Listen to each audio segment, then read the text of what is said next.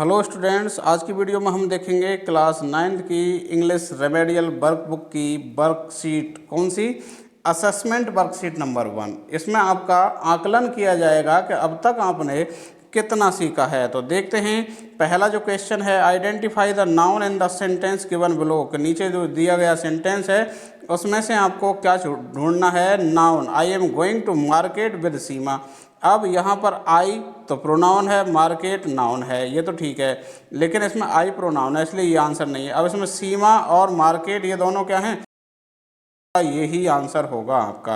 आगे है complete the sentence by choosing appropriate verb, यानी कि वर्ब यहाँ उपयुक्त वर्ब लगानी है। कौन सी है? तो कौन सी आ जाएगी? यहाँ पर सेंग आ जाएगी।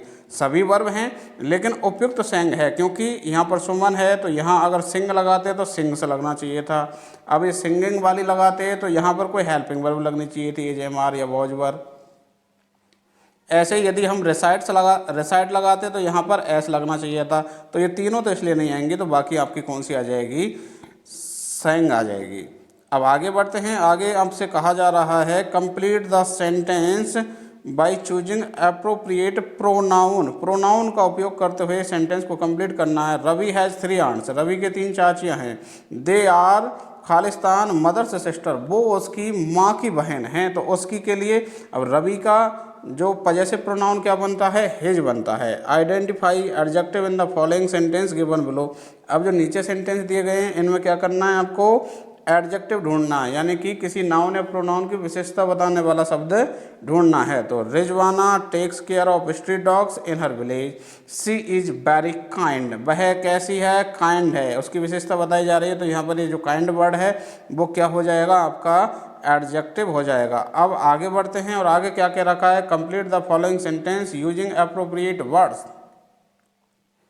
यानी उचित शब्द लगाते हुए जो सेंटेंस हैं इनको क्या करना है? आपको पूर्ण करना है। It is raining outside, I have to take an umbrella आ जाएगा, क्योंकि भारी बरसात हो रही है तो मुझे क्या लेना चाहिए? अम्ब्रेला, यानी कि छाता। I have a lot of friend but John is my best friend. अब फ्रेंड के लिए आप यहाँ पर एडजेक्टिव क्या लगा सकते हैं? Best. I love going to Delhi. Delhi is a अब सिटी कैसा सिटी है? वो दिल्ली कैपिटल सिटी है, राजधानी नगर है, तो कैपिटल लगा सकते हैं आप। Shubham got hurt while playing hockey yesterday, यानी कि हर्ट यानी कि चोटिल हो गया। Ali has to go home early because his aunt is waiting. तो यहाँ पर उपयुक्त शब्द क्या आएगा? बिकॉज।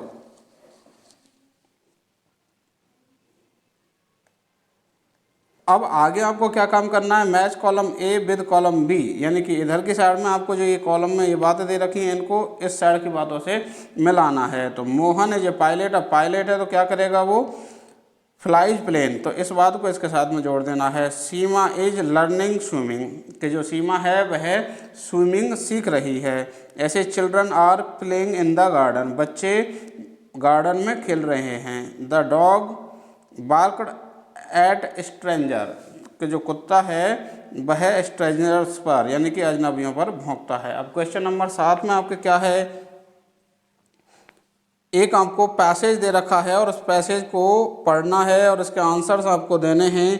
पैसेज बड़ा ही मज़ेदार है। इसमें आपके कुछ बंदर होते हैं, वो क्या है? व्रत रखने का डिसाइड करते हैं, लेकिन फिर वो कहते हैं कि जब हम व्रत खोलेंगे उसके लिए हम पहले सामान तो ले आएँ।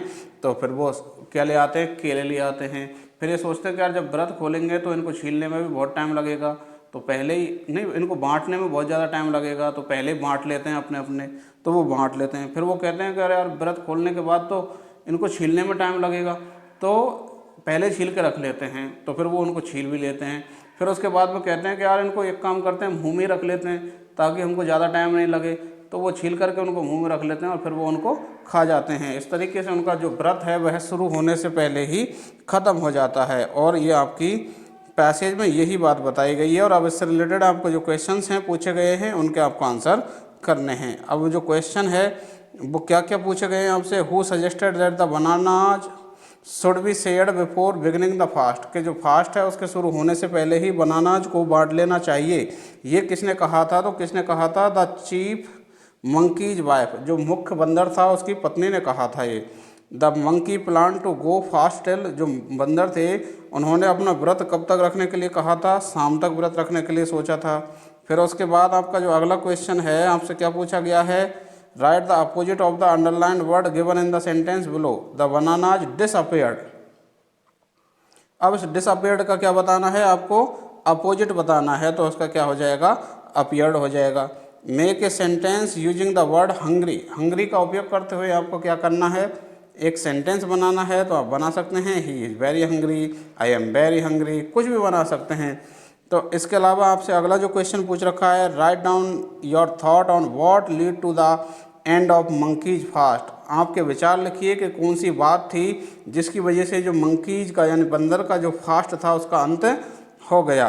तो मैंने तो यहाँ पर लिखा है the thought that before we begin we should keep the food with which we begin break the fast lead to the end of the monkeys fast. तो आप इसके अलावा और अपने हिसाब से भी कुछ सेंटेंस बना करके लिख सकते हैं, इसका आंसर ये भी लिखा जा सकता है। इस तरीके से आपका जो असेसमेंट वर्कशीट नंबर 1 है वो कंप्लीट होती है। मिलते हैं अगली वीडियो में, तब तक बने रहिए चैनल पर।